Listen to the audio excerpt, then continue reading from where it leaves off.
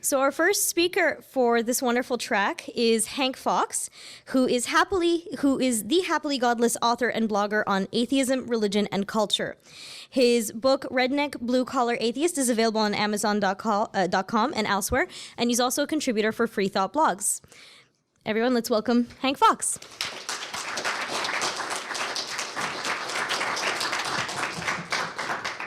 Thank you. This is my first visit to Ottawa, and it gets better. Something I just read, Ottawa is ranked second highest quality of living of any large city in the Americas, 14th highest in the world, rated the second cleanest city in Canada, and the third cleanest in the world. And for several years running, it's been judged the best community in Canada in which to live. As a resident of Schenectady, New York, I'd just like to respond to that. I'm single, and I'm already packed.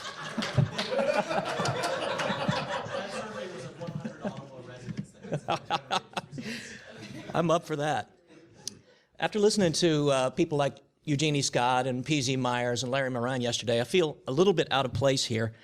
My own career track, right here. You saw me working at a branding there and being in a Chevy commercial and working with horses and mules. We're going clockwise, driving draft horses and that time-honored tradition of annoying bulls. That's some of what I've done. I blogged as a blue-collar atheist for a year or so on my own, and then came to Free Thought blogs and did it there. I now have a Citizen of Earth as my banner, and I wrote this book, which Anya has already mentioned. The theme of the conference, End of the World, is especially apropos for me because I've actually spent quite a lot of time thinking about that. And I don't think about the Mayan calendar thing or the thing where the Christians all float up to heaven and Jesus comes down and fights with Satan. I always think of that as sort of a badly dubbed Chinese martial arts movie where Satan goes, "Jesus, your kung fu is no match for mine." And Jesus says, we shall see, Satan. And now, defend yourself. Anyway. Sooner or later, if you're interested in talk about the future, you come to this, the singularity, where the curve of technological progress rises and rises more steeply until eventually it shoots vertical, and then amazing things happen. And one of the problems I have with that scenario is two things. One is there are going to have to be a lot of scientists and researchers do a lot of hard work to get there, and those same people are going to be involved in some of the stuff that we've already broken. And I don't expect everybody to agree to any particular thing here, but the point is that we've got some stuff facing us, and it's very serious. And to me, this scenario seems at least equally likely. And, you know, the curve goes up, and it goes vertical again, but it goes in a downward direction. And where it ends up, I don't think it will include things like laptops and dark chocolate, electric blankets, toilet paper, the things that I like about civilization.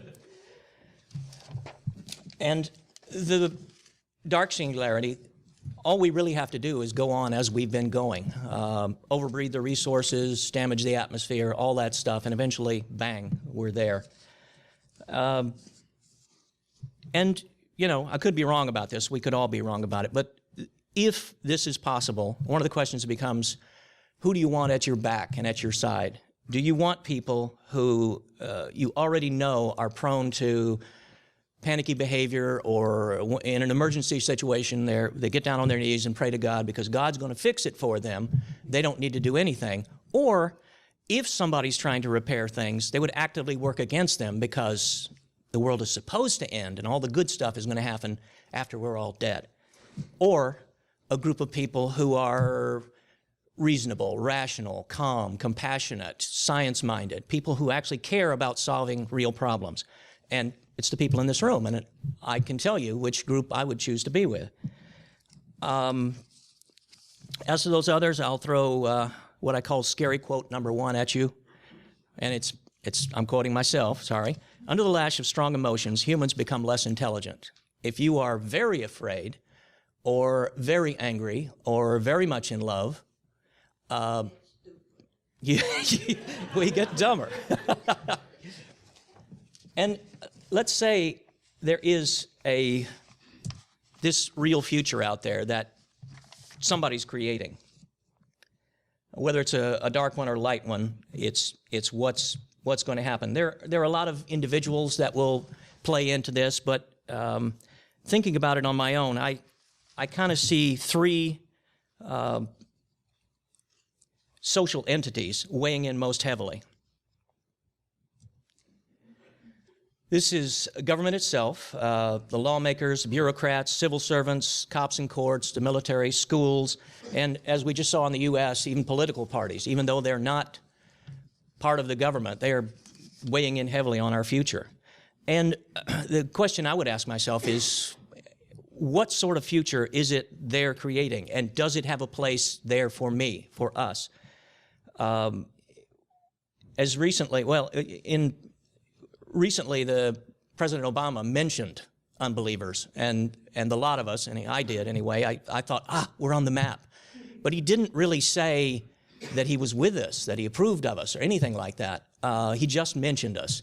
So that future that the government would create, is there any place in that for me specifically? And I have to think, no, there's not. There's nothing that government is doing that is going to take my needs and goals and desires into the future and create a place for me, for people like me.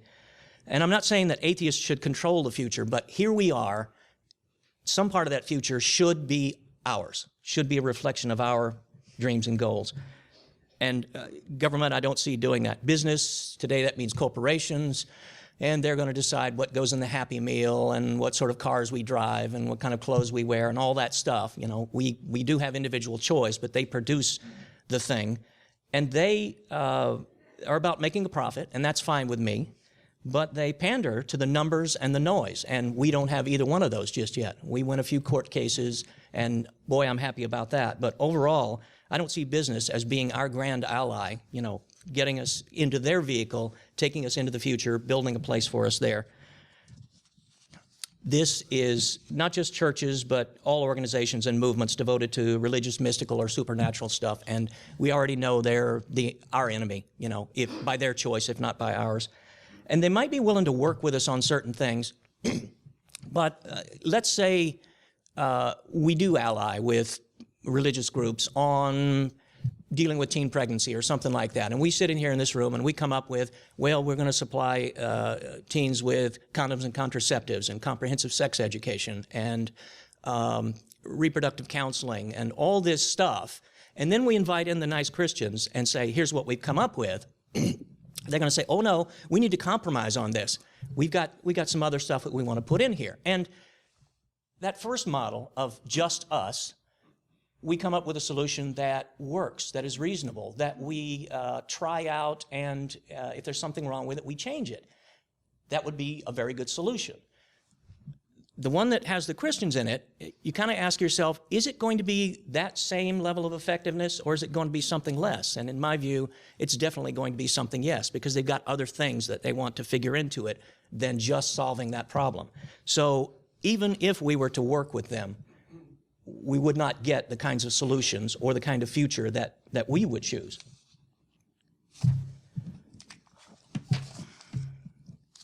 As things stand, you get to travel one of these three roads, these three main roads, and those are their roads into the future, which means you obey, you buy, you pray at their command, or you don't get to ride their vehicle into the future.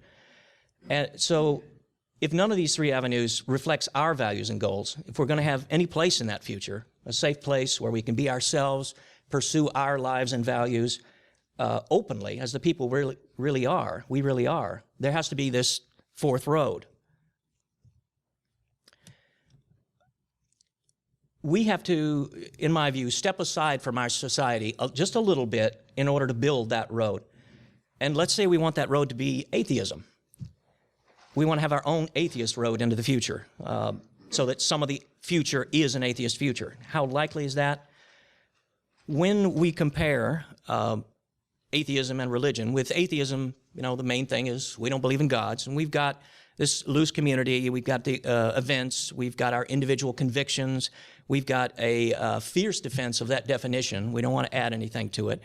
And we have a term that really has no innate implications or direction other than, that's religion. We don't want to have any part of it.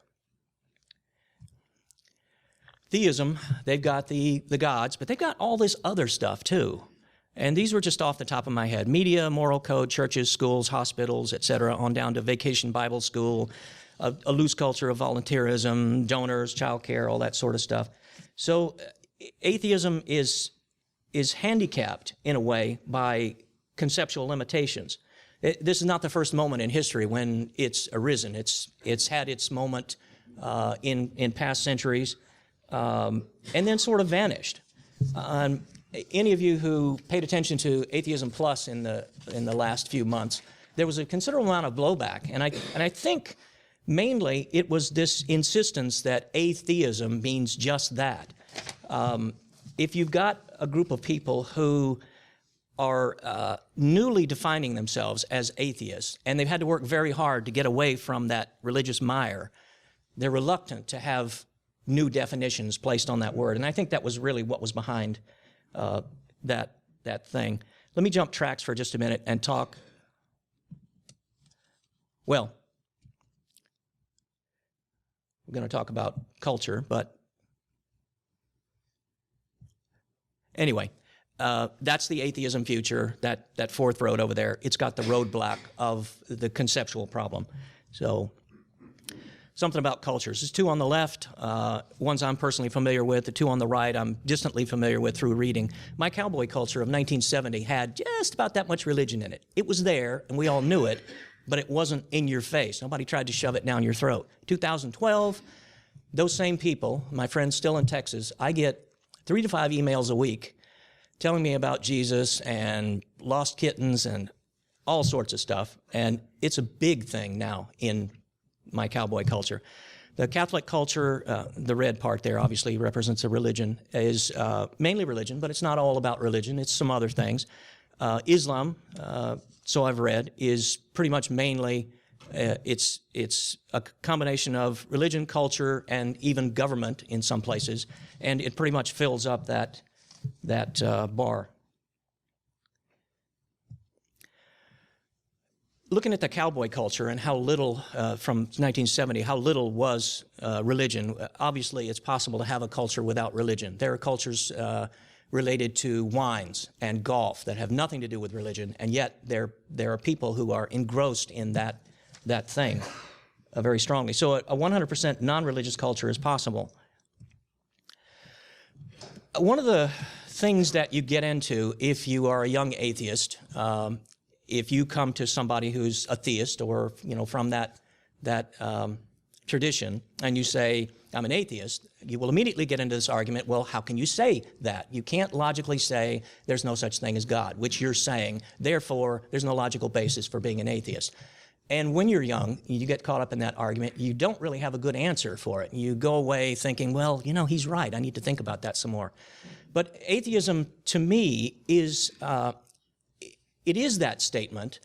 There's a much longer argument there, but it's also a thought experiment. What if there were no such thing as gods?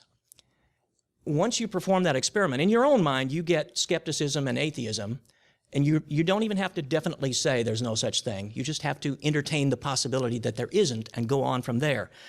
In geology, the Grand Canyon, one way you get this godly miracle, and the other way you get geology. And you've got people who can actually explain to you what all those strata are, and you get down to the bottom to the Vishnu schist, and it's more than 1 billion years old. And that's amazing. There's a long string of answers there that are not just a little bit useful, but massively useful.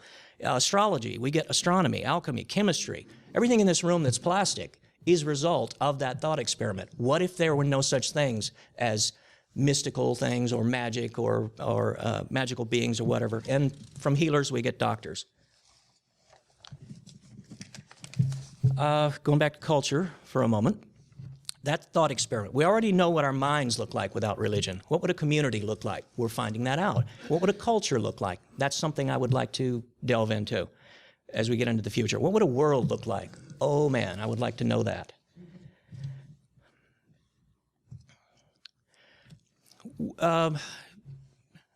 my illustration of history to the present, the red line there. Religion, majority religious culture, goes back 2,000 years we know of, 7,000 years we know of. How far back? 20,000? We don't know that, but we can assume that it was a big part of all the cultures that have been on this planet up until now. And it's going indefinitely into the future. I characterize that majority religious culture as alpha culture, just as something to call it, which implies that there's this other culture, a culture free of religion, that could be created, and I refer to that as beta culture. I've already gotten some blowback on the name, but in trying to Google any 2 or 3 word sequence, you'll find that somebody's thought of it. There's some nuance associated with everything. The best I've done so far, playing this game of trying to find something on Google that did not have hits, did not produce hits, it was scuba diving laser cats. So given a choice of calling it beta culture or scuba diving laser cats, I thought beta culture was a better choice. And if the teabaggers in the U.S. can make this into this in less than a year, then I can call this anything I want and make it mean what I want. So here's that 4th future, it's beta culture.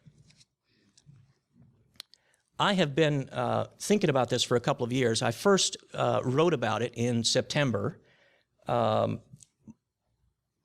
So that was on my original Blue Collar Atheist blog. Let me take a shot at defining culture. And bear in mind, this is the guy that was on the Bull. This is not an expert. Culture is a conceptual overlay by which you relate to the world and the world relates to you. And it gives you certain advantages. There's a protective envelope around you. You get unselfconscious pride. When I used to walk down the street in my cowboy hat and all my gear, occasionally somebody would drive by and roll down the window and yell out, "Shit kicker!" And I would go, "Yeah, that's me." I was proud of that. So your culture gives you that immunity from outside criticism. It also gives you, it gives you that bigger self. You have somebody to identify with, and they identify with you. It gives you continuity into the future and courage in defense, as I just demonstrated, and the intercultural connection of people of like mind that you can talk to.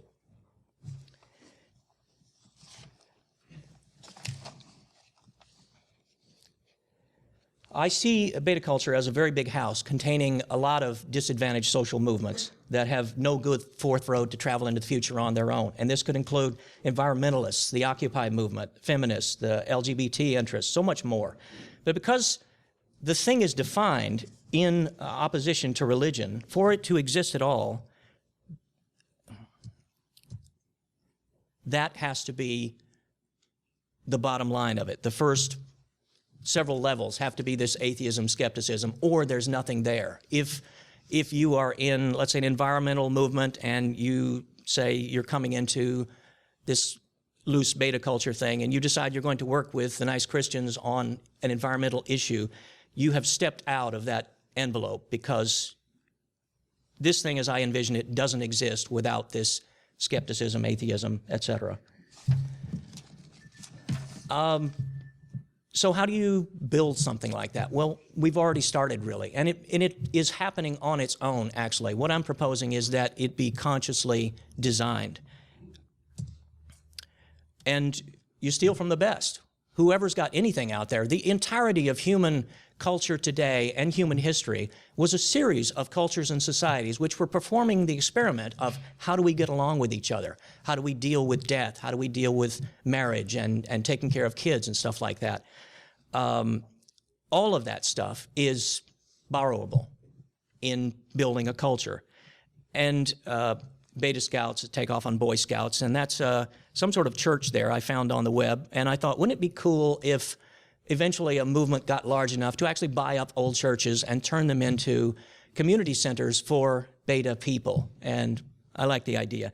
The point of all this is nothing must happen. There's nothing that has to be done in any particular way, but a lot of stuff becomes possible, and that's what I'm up for. I'll be writing a lot more about this in the next year, but one of the things that I'd like to do to help flesh out the idea is to get other people to chime in. By the end of the day, I'll have a post up on my blog that will be a collection of the small number of beta culture posts I've already written and a couple of other things. But mainly that's, an open thread that I would like people to tell me what you think. In anything, as a writer, I know this very well. When you write something, it's a great deal of work. When you are editing it, it's quite a bit easier. But the editor's job is to co-create with the writer. His goal is to make something better, not to destroy it, not to drown it in a sea of red ink, but to build something together. And good editors do that very well. So that's kind of what I'm asking here. Think about creating. We're all doing that. Hopefully there'll be some ideas. We're definitely going to be critiquing some of those ideas, but hopefully in a goodwill, we're building something together way. That's my goal here. I have scary quote number 2. Talking about those entities earlier, I added plutocrats because just the idea of rich people, allied with government, churches, corporations, etc. They are those people. If we don't build this road into the future, the one that reflects our values and concerns, guess who will? Nobody. It ain't going to happen without us. This kind of thing, comfortable people don't change things. They will go on as they have gone on. The corporations, the government, churches, definitely. And on that, I looked at the property tax rolls in Schenectady a few years back. And I took a 2-mile radius out from my house, and I found in a town of 60,000 people, there were almost 80 properties that were either churches or church-owned. And some of these, we're talking city blocks big, in the core of town. And in Schenectady, which is a rather old town, a lot of these churches take the form of literal castles. They probably don't even have the workmen today that could do the kind of stonework that these things are built by. So in this little town, like I'm saying, 2-mile radius from my house, and that's not even the entire town. If you took the entire town, I wouldn't be surprised if there was $100 million of untaxed and untaxable value there, frozen forever in that state. And so the power that represents is not just going to wither away and vanish. One more thing. We got this before. There was one thing I left off.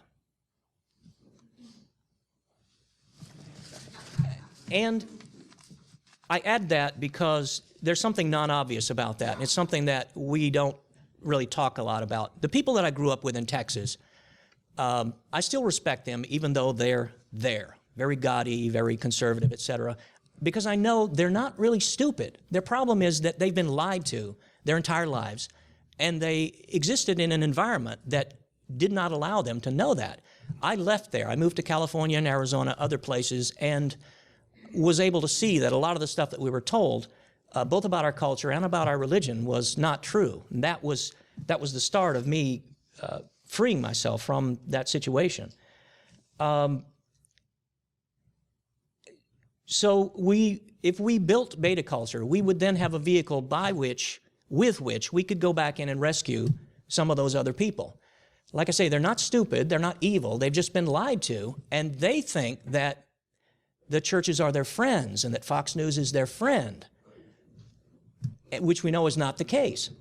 So it's possible to not just write them off, but after you rescue yourself, if you've flown lately, there's that speech that they give you at the beginning, and if there's an emergency, the oxygen mask drop down. If you're a parent with a child, put your own mask on first before you deal with your child. And it's obvious you have to rescue yourself, be conscious and alive in order to save your kid. We're rescuing ourselves here, and that's fine. Becoming an atheist was one of the most, it probably sounds pretentious, but in my mind, it was one of the most magnificent acts of individualism that I ever did. And I'm betting that a lot of you feel that same way. But I don't want to just keep that to myself. I want to spread it to other people. I want to go back there and pull my friends and loved ones, choking up here, out of the fire too. I would like them to be out here and to have this same kind of mental freedom.